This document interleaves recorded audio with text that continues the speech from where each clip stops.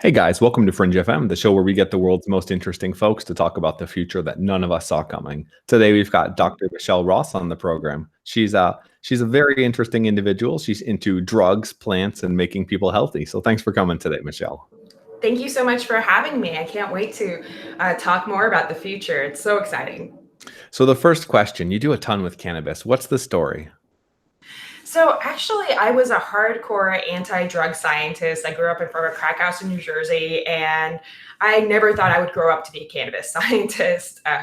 Actually, my very first paper when I was a PhD student was on how cannabinoids could grow brain cells. And so that got the little light bulb, glowing. And it made me think about, well, what else don't we know about cannabinoids and cannabis? Because we've been taught for years that cannabis is bad, that it's one of those illegal drugs of abuse. And in fact, we find that it is so helpful for so many different conditions, especially mental health and neurological conditions. And that actually stimulated my own journey into finding more about it and then using it for my own health. I have fibromyalgia, neuropathy. I have a whole laundry list of different health issues. And in fact, I can't even walk or use my arms without cannabis. It's the only medication that works for me. So not only did I learn about it, but because it had such a personal impact on my life, I decided to make it my whole career. So, little Michele from, Island, New Jersey, never thought she was going to be a drug scientist. I thought I was going to cure all drug addiction, and instead, here I am working for cannabis.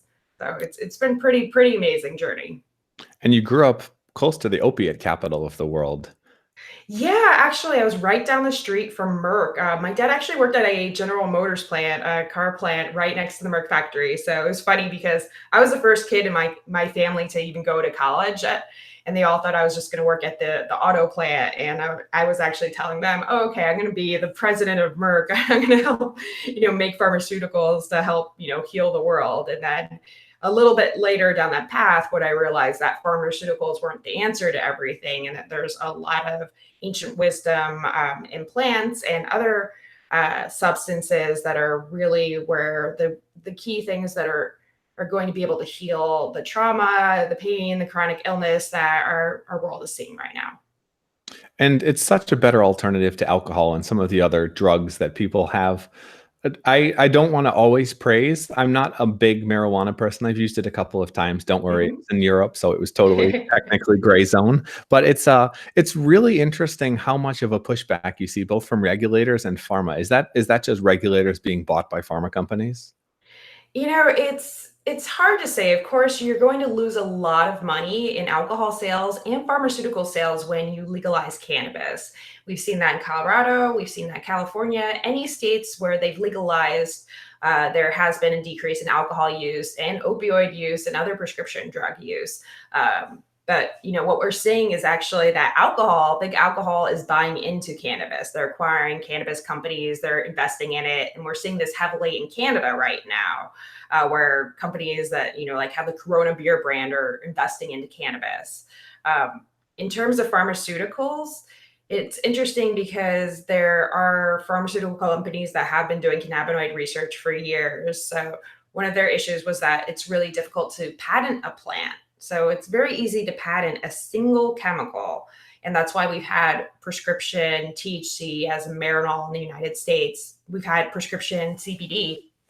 But to patent the whole plant is just a no-go in the United States and most countries. And so most pharmaceutical companies haven't been going after that. But think about it, like most Americans have a chronic illness. Most Americans, and I don't know about the other countries, but we're really a sick country here in the US. And most people are on multiple prescriptions, and it is a cash cow. We don't really worry about getting people off of prescriptions. We give them one prescription and keep layering it on to help manage all their side effects from the drugs we're giving them. And when you have one drug like cannabis that can actually manage multiple symptoms, here you could treat something with just one prescription and it's going to be less costly, less dangerous. And in terms of using a patient as a customer, it's not a very good business model.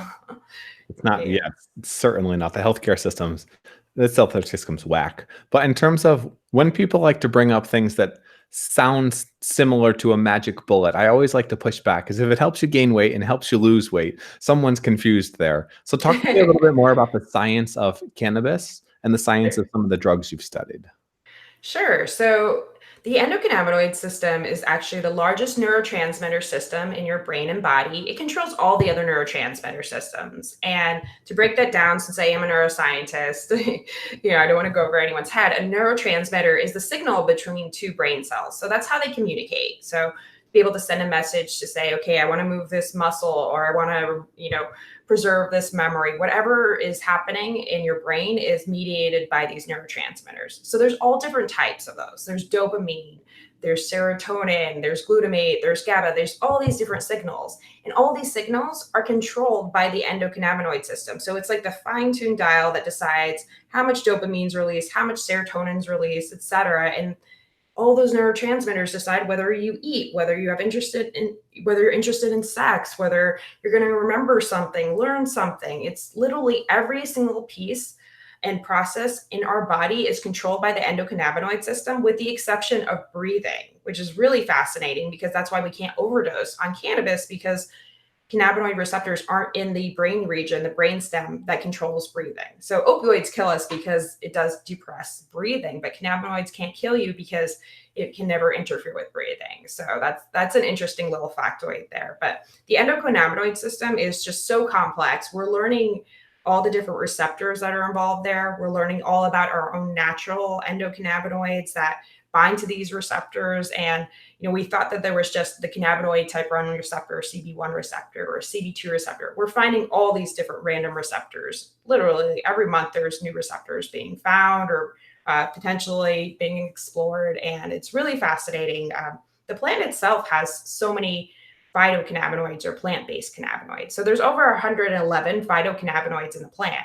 And when you were talking about how can this one plant increase appetite or decrease appetite, it's because these cannabinoids can have very different effects and act on different receptors in the brain and body. For example, THC is the most well-known cannabinoid, and that's the one that makes people feel high. It's the one that causes the munchies. It helps relieve pain. But there's other minor cannabinoids in some strains or products. For example, there's one called THCV, and that one actually decreases appetite. So it's all about what the mix of these chemicals are in the product or strain that you're looking at or using. So this is what's fascinating about this, and what's so confusing about this for pharmaceutical purposes, or for drug making purposes, is that you have this plant that has 111 different cannabinoids, and then it has all these other chemicals too. How do you harness that and then make standardized drugs, right, without pulling each one of these out? So it's a very complicated thing. And this is why there's this whole strain game within cannabis where there's different strains and different combinations of cannabinoids and these other chemicals called terpenes that work for different people. Like you could have 10 patients with the same disorder. For example, I have fibromyalgia. So we'll just say 10 patients with fibromyalgia. They'll all use a different product to treat their disease, which is, not the standard of care usually, although, with a complex disease like fibromyalgia, there are a couple options, but usually it's not, this patient needs, this cocktail of cannabinoids and terpenes and things like that. It's very complex. And again, this is why doctors don't quite understand what to do with this. The cannabis industry is still confused by this. We haven't quite caught up with AI and some of the technology that we're harnessing in other fields of medicine, because unlike the other fields of medicine, like serotonin, like we know what the serotonin receptors are. And, we've established that years ago. Here we're dealing with something where every single day we're discovering new receptors, we're discovering new endocannabinoids, and that completely changes the algorithms or, the treatment protocols, right? If you just found out that there's another cannabinoid receptor, and then, all of your work you've done for the last 10 years is suddenly like thrown up in the air. So it's definitely an interesting but frustrating field. Is a big part of the problem that healthcare tries to simplify things. So we recently had Dr. Bill Walsh on the program, the Walsh Mhm. Research Institute. Okay. They looked into 50 of the past school shootings in the US. Mhm. 43 of the 50, the kids were recently put on SSRIs. That Mhm. did not previously have these type of symptoms. And and first of all, what the fuck? Why is that not something that's more commonly in the know? And Yeah. is it something where people try to overly simplify, and by overly simplifying, they actually make the situation worse? Goodness, I've seen an epidemic now of us treating children with SSRIs, anti-anxiety drugs, even opioid drugs. And we're so concerned about the effects of CBD or cannabis on the developing brain, but these other drugs have clear changes to brain chemistry. I mean, your brain doesn't stop developing till the age of 25. So, putting a child on an SSRI may put them at risk for being depressed for the rest of their life. Whereas there are some, methods, whether it's diet change, therapy, et cetera, that could be a lot more effective. But the initial treatment is always, here's a pill, it'll make everything better. And children have survived for centuries without SSRIs, and here I think we have a crisis now where I'm seeing young people that have been on these pills since they were 6 or 7, and they're not okay, and they seem to be the most treatment resistant in terms of they've already been on the gamut of antidepressants, and so when you're in your 20s and you've already tried everything, what else is there for you? There's a lot of things that are concerning, especially, having looked at the role of antidepressants as a neuroscientist in my research. It's disturbing to see pediatric use of these drugs. And I don't think we're going in the right direction at all. Oh, we're definitely going in the wrong direction, and it's all getting more expensive as well. Do you think part of the problem, so you brought up how there were so many different aspects and benefits of cannabis. And do you think part of the problem is to accept that plants are medicine is also to accept that anything you put in your mouth is medicine, i.e. food? Oh my goodness. So food as medicine is such a foreign concept in modern medicine. It's something that, nutrition isn't really even taught in medical school. So this concept that, yes, the endocannabinoid system isn't taught in school. Well, there's many things that are not taught in medical school that are really key to human health and human mental health.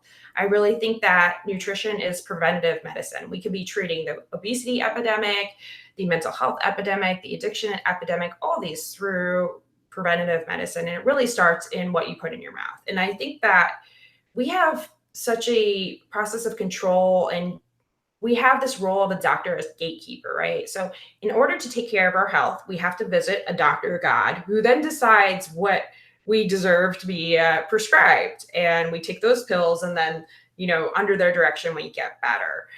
We don't actually have this concept of, the mother or, family member, wise family members are the ones that actually know how to treat different illnesses or problems in the family. So we used to have women as healers. And I think that we've gone away from that. We've gone away from food as medicine. We've gone away from, mushrooms, cannabis, and other healing plants that have been available in nature. We've gone away from using those things, and we are dependent on pharmaceuticals.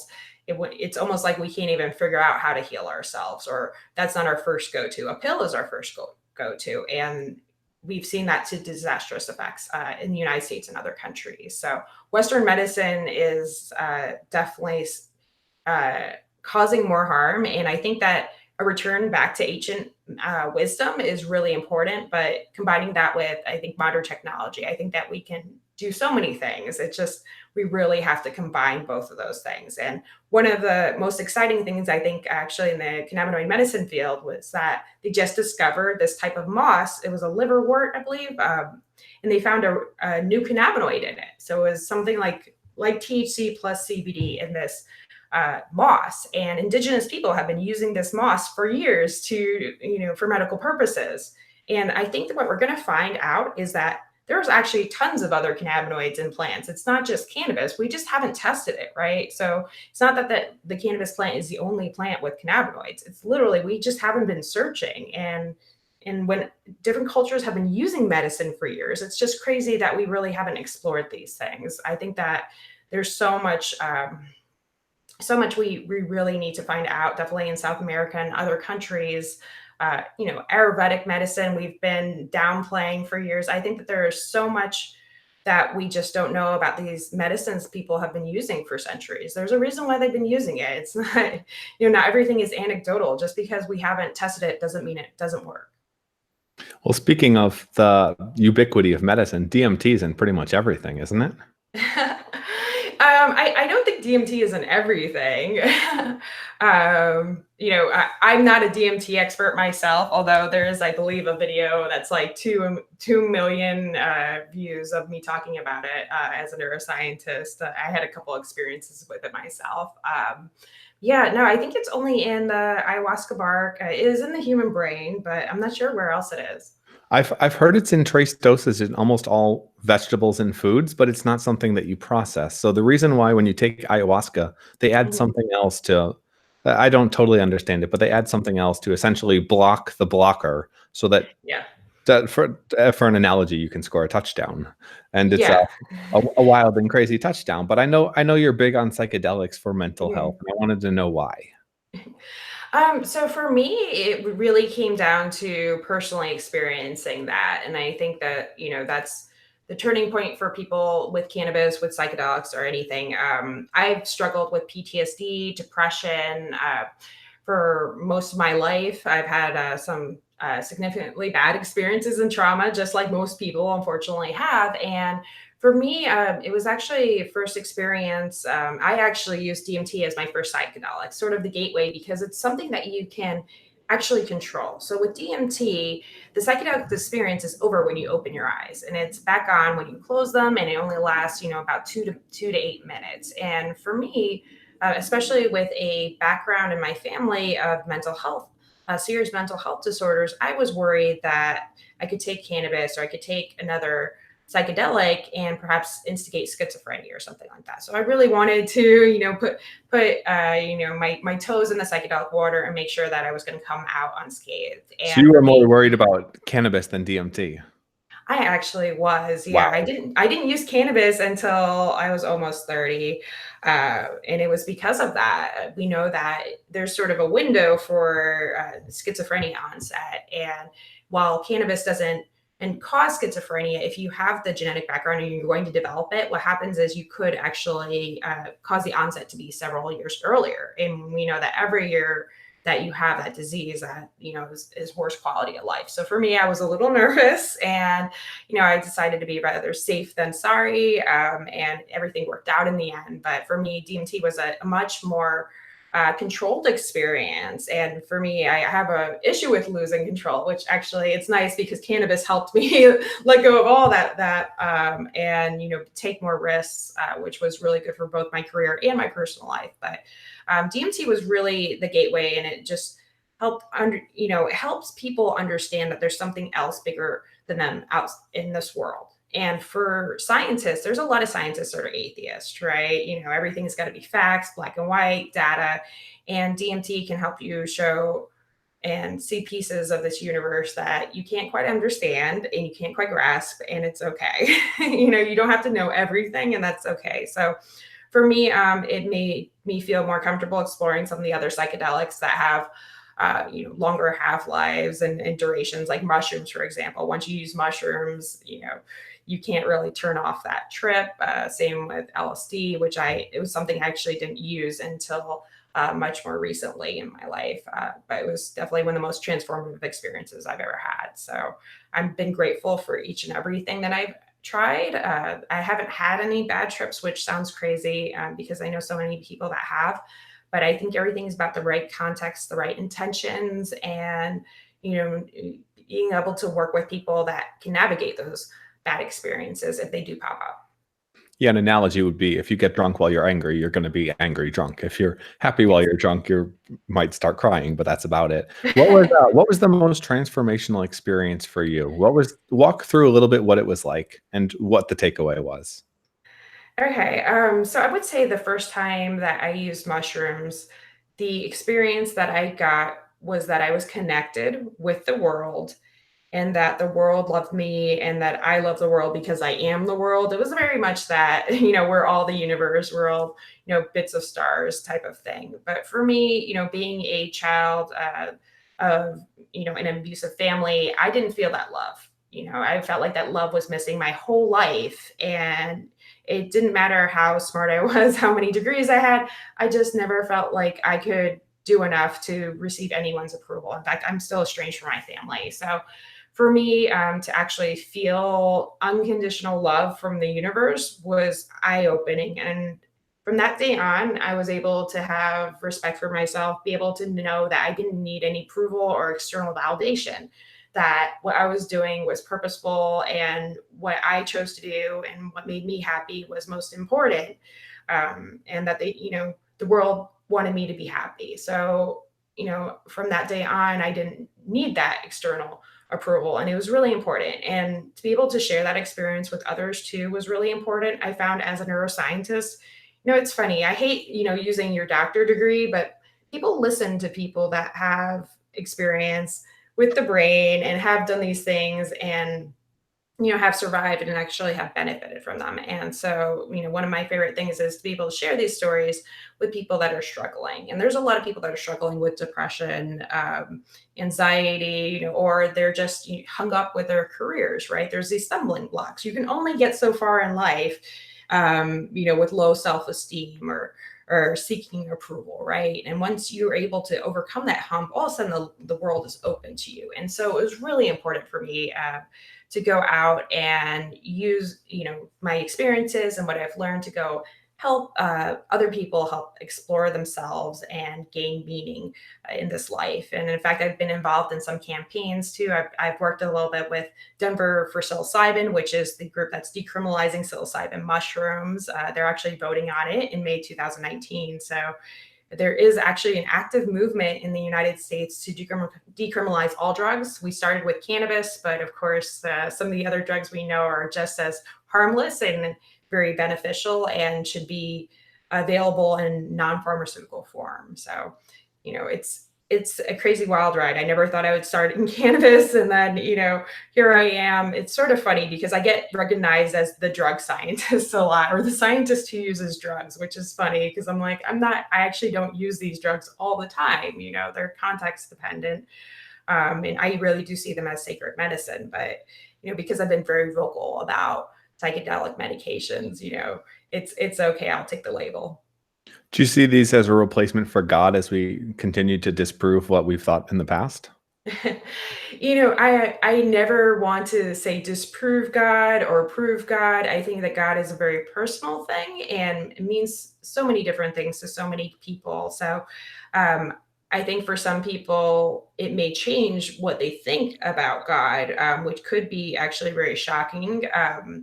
It definitely did for me. And I think that's why it's really important that we do things like encourage people who use psychedelics, even if they're doing it recreationally, for example, to explore integration circles and to talk about their experience because, you could have your entire worldview shattered. If you're a Christian and you end up going through an experience and you're like, that was definitely not a Christian God experience that I just had, what does that mean? And I think that people will figure out, what God means to them. And I think that's really important. I think that modern medicine and, modern culture hasn't really embraced that quest for meaning that is really, key to the human experience. We all want to know why we're here, what we're doing, if being here matters to anyone, if there's a greater being that actually cares that we're here, we're a little ant, in a sandbox that nobody cares about. I think that I can't answer those questions for anyone. And I encourage people that, are looking for answers to explore psychedelics. They might find them there, they might not, but it's a great starting point. That was a very diplomatic answer for something that sounds like you want to say yes. I can't answer for anyone, including myself, what the nature of God is. The only person or the only being that knows that is an external being. So I'm sure I'm going to still learn many things throughout my years in life, and I look forward to finding and exploring more answers. So that's part of the fun of the journey. So I've heard a lot of Bible scholars attribute Moses' burning of the bush to that being a DMT trip. It may very well be. I think that sacred medicines, from psychedelic mushrooms to ayahuasca, have been practiced for centuries. And it's sort of funny that we've gone sort of Puritan, in the last couple of centuries, and our religious experiences really have taken away these psychedelic types of medicines, and it's really been about controlling the perspective of attendees. If we look at most of the Christian religions, there's no psychoactive substances happening in any of them. But I think that when we look at all the other cultures, there's definitely a focus on changing your mindset, changing your perspective, and I think that modern Western culture could definitely benefit from that. Especially given just the vast incarceration rate. Is this just the incentives are completely broken? How do we fix this where we have, I think it's 3 million individuals in the US locked up, a ton of them just for having pot? Oh my goodness. It's heartbreaking. And actually, I went to Portugal this year with Drug Policy Alliance, which is a fantastic organization. And they looked at Portugal, right? So Portugal has decriminalized all drugs, and in fact, if you're caught with any type of drug, you're offered free rehab, or you can be put in the system and asked, like, do you need help getting a job? Is your drug use a problem? If it's not, you can be like on your merry way. Apparently, we went with the Minister of Health and all these things, and they asked, could we implement this model of drug decriminalization and a focus instead on helping people that need help with drug abuse, instead of focusing on the jail and retribution part. And it is really just hard to think about trying to implement that in any country. Maybe Canada might be the next step, but think about it. We don't even think about all drugs equally, right? There's still good drugs and bad drugs, right? Okay, we finally come to a place where like cannabis might be a good drug because it might have some medical properties and people can't die from it. So it's not a bad drug, right? But it on the same page, it's really hard for people to wrap their head around that things like methamphetamine should be legal. Should heroin be legal?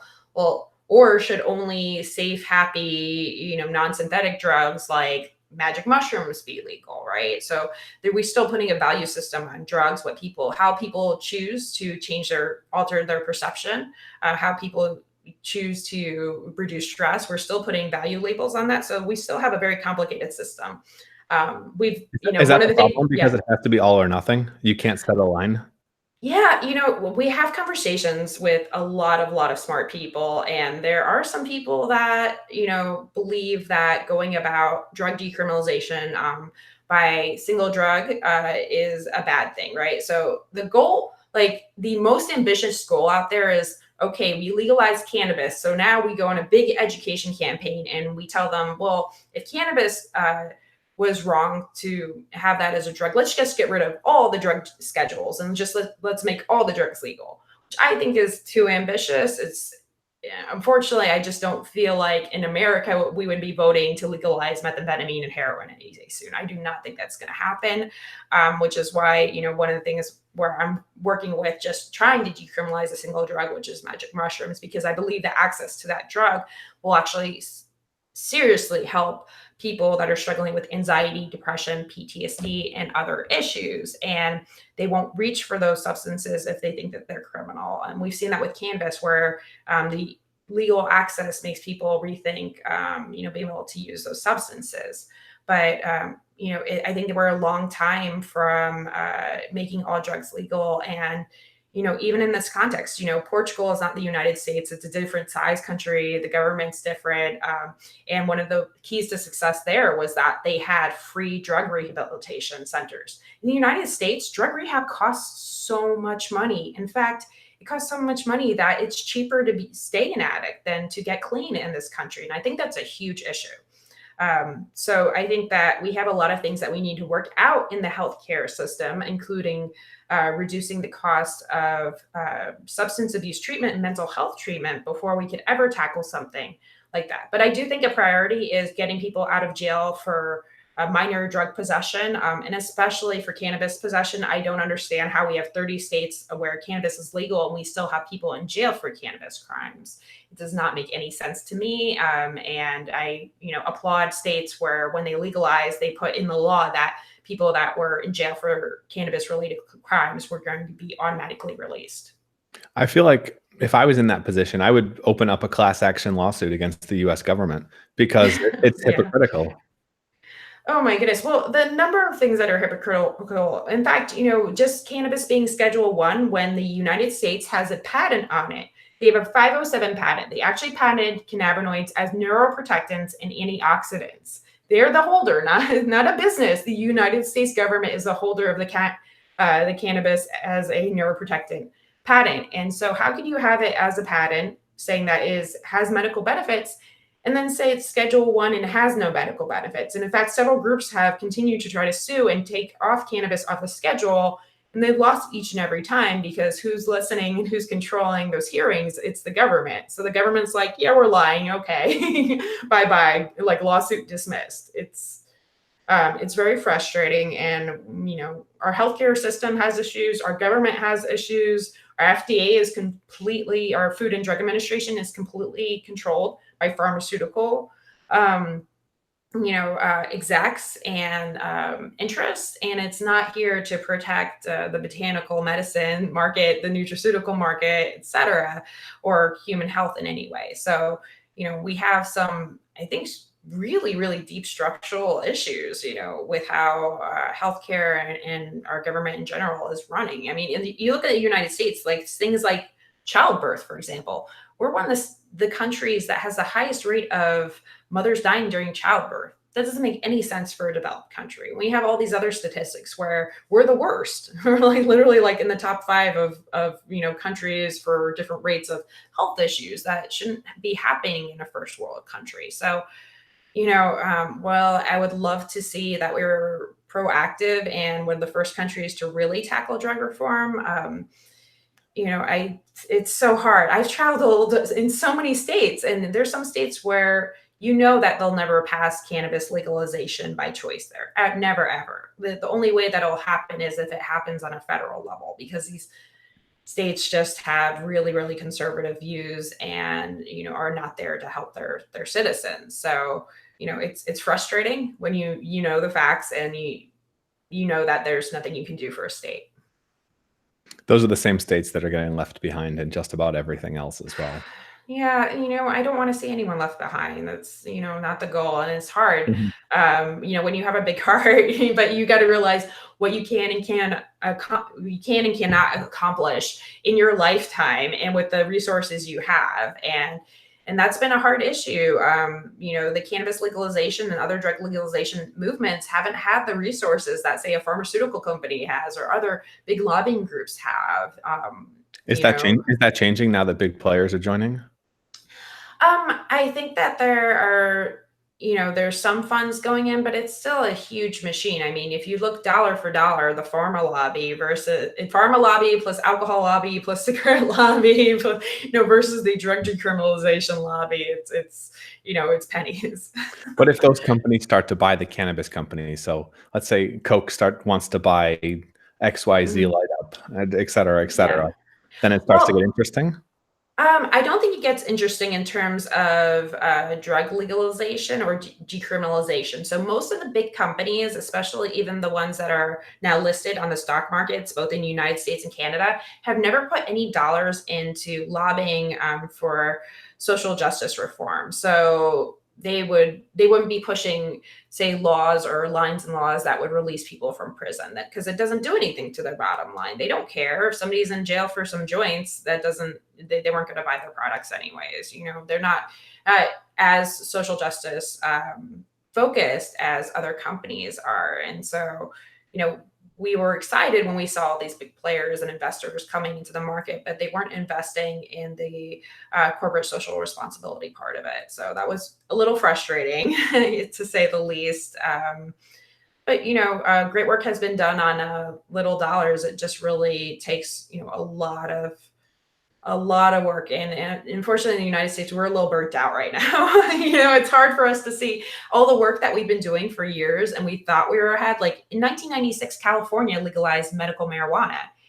And we just legalized recreational marijuana. But then Canada, in 2 years was like, we just legalized everything. It was so easy for them.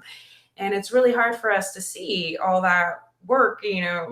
We're still going to be fighting this fight, I think, for 5 to 10 years. Although, there's little smatterings of, using cannabis legalization as almost like a political weapon or, a way to increase popularity in the polls or things like that. So when it may be deployed sooner than later for, a political strategy, we're still not sure it'll end up the way that we're hoping it will. So, we don't know what's going to happen. Like this has been the most confusing couple of years in the United States ever. We don't know whether it'll be legal. We don't know if legalization, if it is rolled out in 2 to 3 years, is going to be beneficial. We don't know whether it'll become pharmaceutical. We don't quite understand what is going to be happening. And it's really hard to try to change laws and anticipate what this will look like because it's not very straightforward here. One of the things that is typical of consumers, technology, and products is once people have something that they previously considered a luxury, once they've had it for even a short amount of time, it becomes a necessity. So it's the kind of thing that you can't take away. That's, the prohibition movement showed that pretty easily, but you could say that with a lot of things. So I think going backwards, regardless of what old white men in Congress say, I think that will be very, very challenging to do. Well, the black market is alive and thriving in every single state, even where it's been legalized. And I know I lived in Colorado for a bit, and that was one of the things that they really didn't like. But it's really hard because you can grow a plant in your backyard. And I know that some states have tried to block patients' rights to grow plants, but it's just crazy. You have to have both. It's not like saying, only ketchup is illegal. If you grow tomatoes in your backyard, you're breaking the law. When you can grow a plant, it just doesn't make sense. So I think that drug decriminalization, in addition to legalization, is really important. I also fear a legalization movement where silly things are used to fine people or cause issues. Like, for example, in Nevada, where they legalize both medical and recreational marijuana, they actually fine people, I think, $600 for smoking in public. So that's a huge fine for someone. That's a fine that they might be, charged with misdemeanor and not be able to pay that or afford that, right? And that fine actually didn't exist before legalization. So literally these legalization bills have these things that are added onto it as, like little bonuses to the police forces and the government. They're like, well, we're going to kill your cash cow for some of these things, so we've got to throw in these bonuses to give you money. It's just, there's a lot of dirty politics in play for that. And, I just hope everything goes right in the future. I hope they're finding the traditional smokers as well, because they're much worse. It's so crazy that we don't even think about alcohol, as a dangerous drug that is killing people, causing auto accidents and this and that. And clearly it's the most harmful drug in the United States. But, all the focus, it's so crazy. So I actually made a Cannabis and Motherhood course. And I'm probably going to be, as I have in the past, been a very controversial person, but creating educational content for doctors and mothers around using CBD and cannabis during breastfeeding and pregnancy and labor is probably as controversial as you can get right now. It's funny that we allow mothers to use alcohol during pregnancy and breastfeeding, and there's no issue. Also, cigarette smoking is completely fine, even though we know that there is significant harms with those things. But then all the standard issued recommendations for doctors and legislation is that women that are using cannabis shouldn't breastfeed, or they should be recommended to rehab centers, or they should be reported to Child Protective Services, not because it's dangerous, but because it's a Schedule I drug. So there's still these things that don't make sense in the United States, where we have cannabis legal everywhere, but it's not legal if you're a woman of childbearing age, or you could become pregnant. And in fact, even some states have been trying to do things like test women, give them pregnancy tests before they can get a medical marijuana card.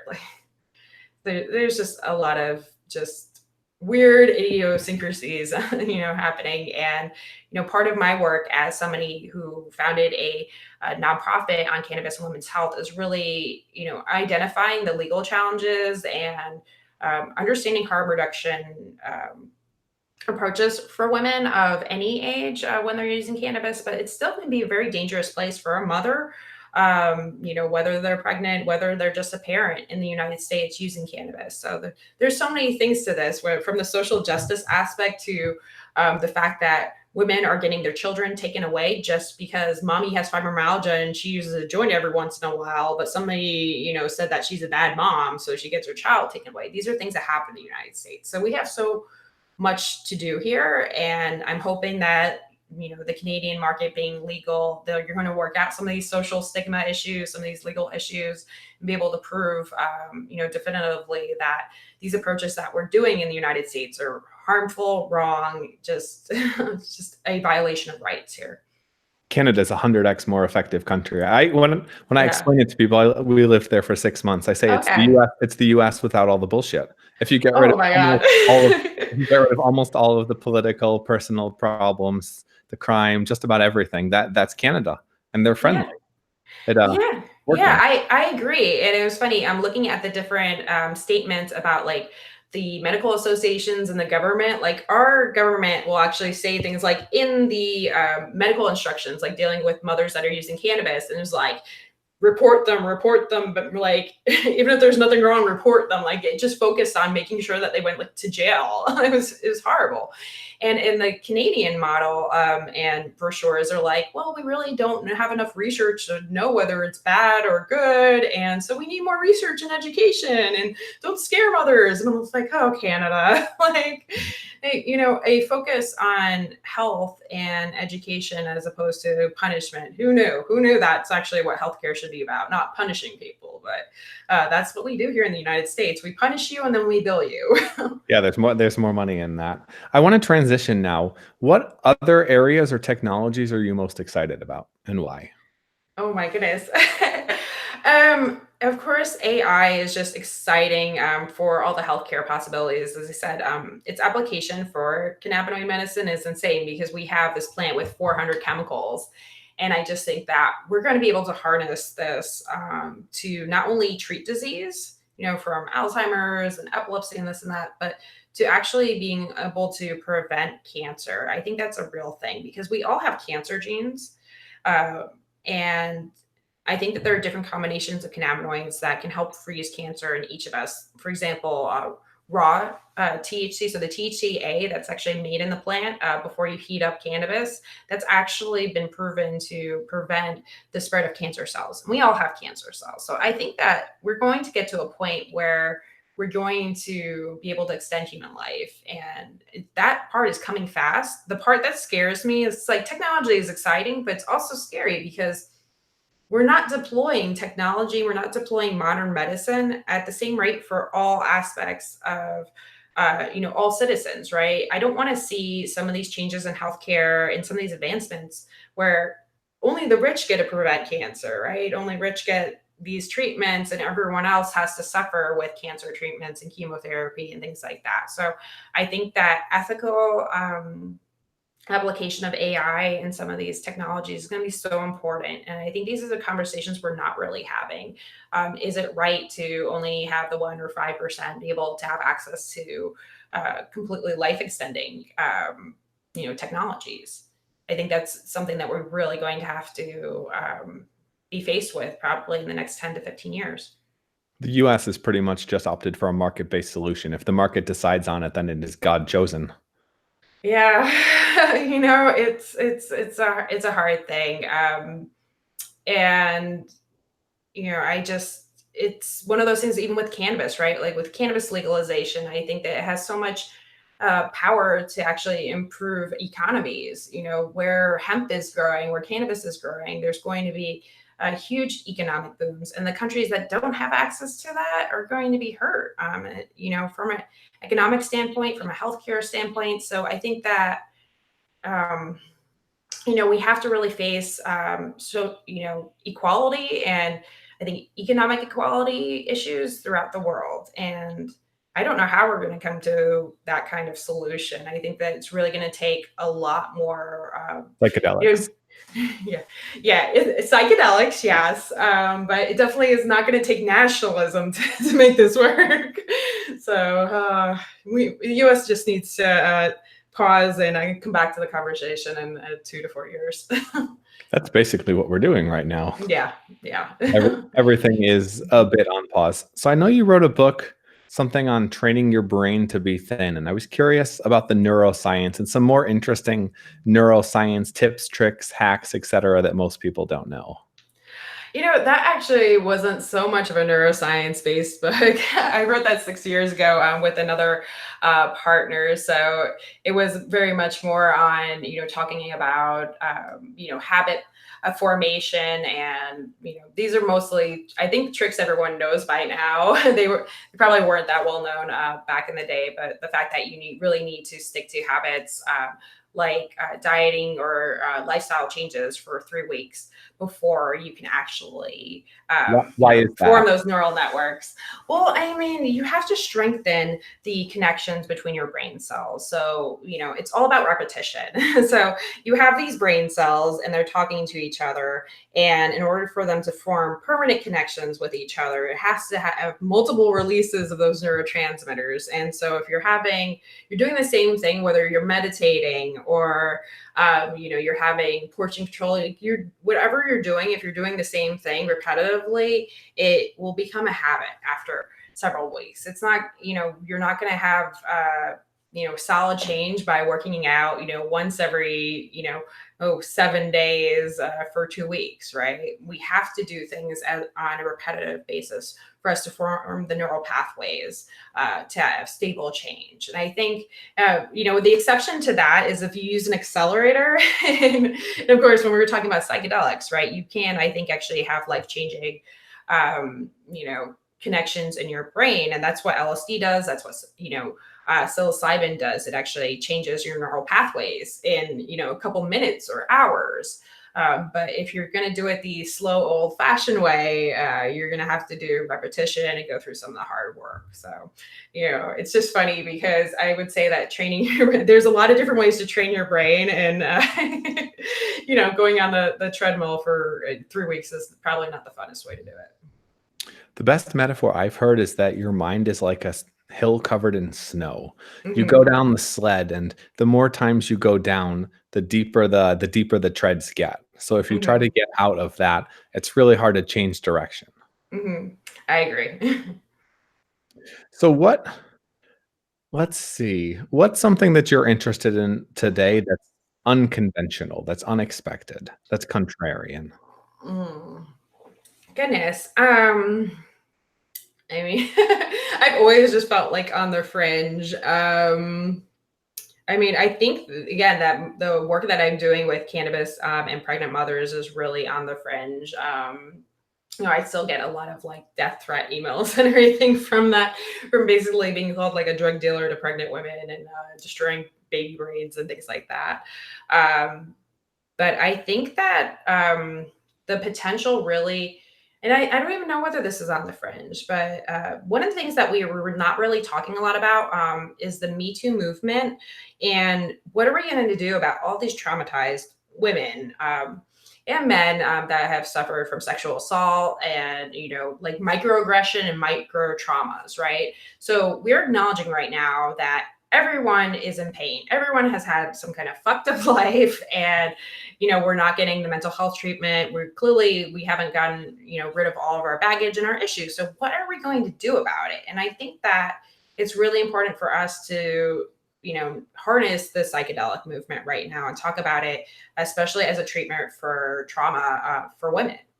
I think that we've embraced cannabis right now, and I think that a lot of women don't know that mushrooms can be a treatment for depression, whether it's a single dose or microdosing. I think microdosing is really the solution for a lot of things right now, and I don't think that's a popular opinion because people again don't are fearful when we don't have the research, and there's not a lot of research on microdosing. There are some studies that are now coming on board finally, thank goodness. But when we look at the embracing of every single antidepressant out there and how they don't actually work and how they increase suicidal risk. And then we look at the potential harms of microdosing, say, 0.5 grams of magic mushrooms. There really aren't any harms associated with it. As far as we know, it's not even the psychoactive dose. And the anecdotal evidence suggests that it's very, very helpful for people, that it actually does regulate their serotonin levels, that it actually does grow, neuron branches in the brain, and helps people heal and helps people get over, it without even all the psychotherapy. Just helps them, break through these habits that are, very negative, whether it's rumination, whether it's being held back from being able to try new things. I think that microdosing psychedelics is really something that we need to implement now. I don't even care if it's legal. We need to implement it now. We need to figure out and put those structures in place before legalization happens, because cannabis was in the black market for so long, right? And we wouldn't be where we are today unless there was already work that had been done beforehand. So I think that that psychedelics, again, are going to be the next biggest thing in terms of mental health treatment. And we need to embrace it and encourage awareness of it as soon as possible. Not just mental health, but performance enhancing. What percentage of Silicon Valley do you think is microdosing these days? Oh my goodness. I don't live in Silicon Valley, but I'm pretty sure it's probably over 90%. I hear a lot of stories. So we had Joe Haldeman on the program, and he's Yeah. a famed sci-fi author. He wrote The Forever War, a bunch of other Mhm. stuff.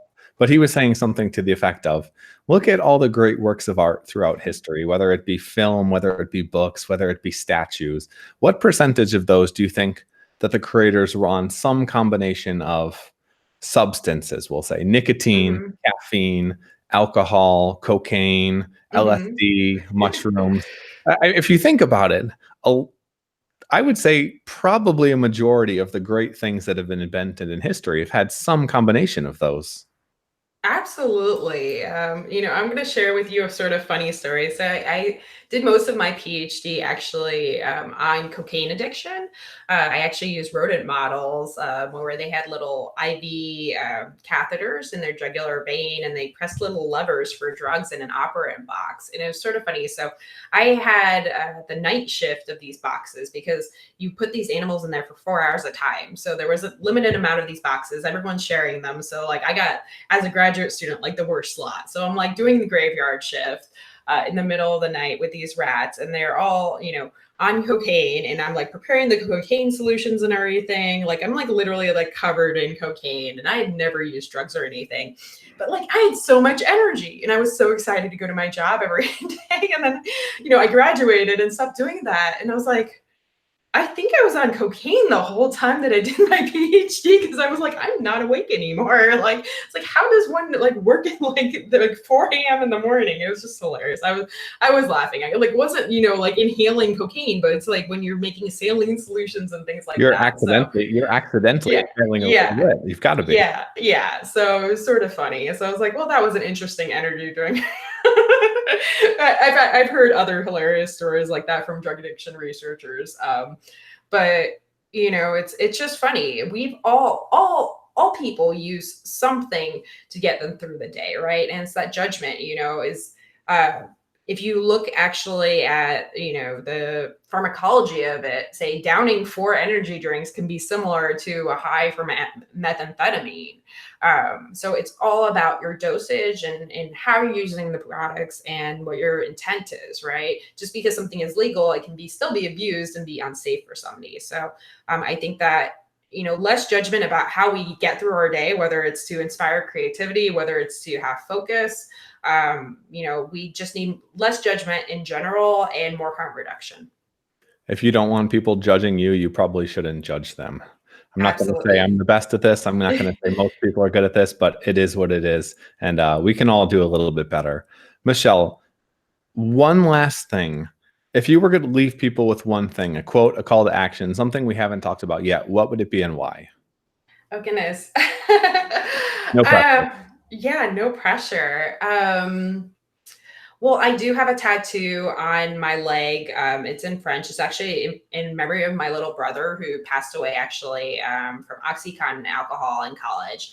And it says live for the moment in French. And I would encourage everyone, even if you have to write it down on your wrist, to, take one risk, to do something you wouldn't do something that scares you every single day for a year, and you will have the best year of your life. And in fact, I did that. Please do something that scares you. It could be something small. Do something that scares you, because what scares you is what you should be doing.